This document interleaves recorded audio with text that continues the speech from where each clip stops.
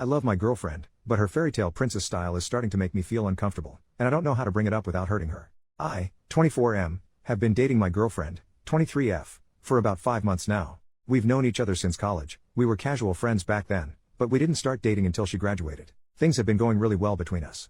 She's sweet, funny, and ridiculously smart, but there's this one thing I don't quite know how to approach: her princess syndrome. Now, before you picture someone spoiled or entitled, let me clarify, that's not her at all. She's incredibly grounded and works hard at everything she does. When I say princess syndrome, I'm talking about her aesthetic. My girlfriend dresses like a fairytale princess nearly every day. Think long, frilly skirts, lacy blouses, ribbons, and sometimes even tiaras. It's not just her wardrobe, it's her whole vibe. It's unique and undeniably her, and honestly, she pulls it off stunningly. At first, I found it super endearing. It's not every day you meet someone who fully embraces the kind of style and makes it work. But over time, I started realizing just how much of her life revolves around it. She runs a fashion blog with a solid following, and she spends hours every day taking outfit photos, writing posts, linking items, and interacting with her audience. On top of that, she sews her own pieces, either for her own wardrobe or for her Etsy store. It's impressive, but it's also a lot. When we go out together, her outfits draw attention. Sometimes more attention than I'm comfortable with. People stare, some compliment her, and others take pictures when they think we're not looking. I'm not gonna lie, that part really gets to me. I tried to bring it up once, casually asking if she could tone it down a bit when we're out. She said she'd keep it simpler, but all that really meant was skipping the accessories in her hair. I've told her repeatedly that I love her for who she is. I mean it, I wouldn't want her to change entirely. But I can't shake this nagging feeling that people don't see past the outfits to appreciate how smart and kind she is.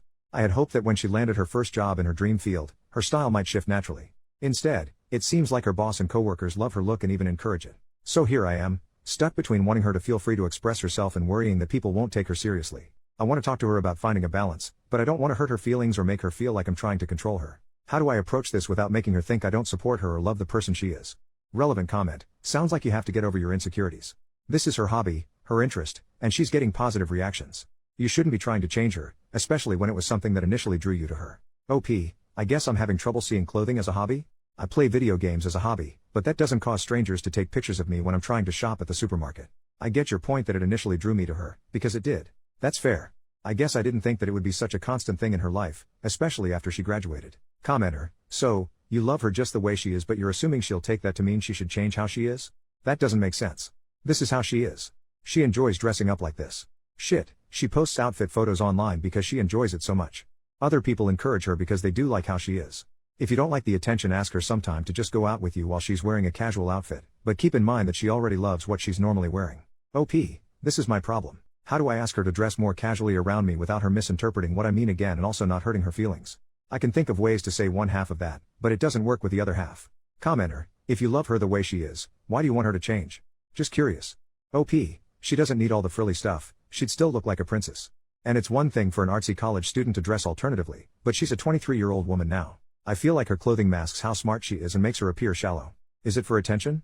I do think it's an attention thing. She says she doesn't care about what people think about her, but she spends so much time on her blog, replying to comments and such. I kind of doubt it. She also has told me that she loves being approached by little girls while she's dressed up, which definitely makes me think it's about attention. She doesn't dress inappropriately by those standards, she is well groomed and doesn't show much skin. But is it appropriate to wear lacy dresses and flower crowns to the supermarket? Again, it attracts unnecessary attention. Update: 11 days later. I didn't plan on updating, but things changed. I realized from my last post that I needed to be more supportive, but also communicate on how she could dress down on certain occasions so we could both be comfortable. Well, I never got a chance to talk to her about it. Last week she called and wanted to stop by my apartment after work. When she got there I offered to make dinner, but she said she couldn't stay and we had to talk. I jokingly asked if she was breaking up with me, and she looked really guilty. You can see where this is going. We talked about how we were in different places in life and had different goals for the future. Well, she talked, but I agreed. It was a pretty amicable breakup, even though I felt blindsided. We agreed to stay friends. I've never been dumped before, and it's freaking awful. I'm having trouble with the whole social media thing post-breakup. I want a way to keep in touch with her, but as soon as her relationship status changed, all these alternative-looking guys have been liking her posts and commenting on her pictures. I don't think she's seeing these guys, but it still hurts. My friend already wants to set me up on a date too, but I don't know if it's a good idea. Relevant comment: fickle is the head that wears the flowered lace crown. It was never going to work out anyway. You had some laughs and some good times, enjoy that and move on. OP, I understood some of her reasoning. Mainly, I want to move out of the city once my lease is up, and I wanted her to move in with me. I was worried about long distance. She didn't want to leave the city though. She said something about me being controlling too, but I don't think that's the case at all. Update: 9 years and 8 months later, I stumbled across this account while going through an old email and was shocked to find I could still log in. What surprised me even more was the number of people who had reached out over the years.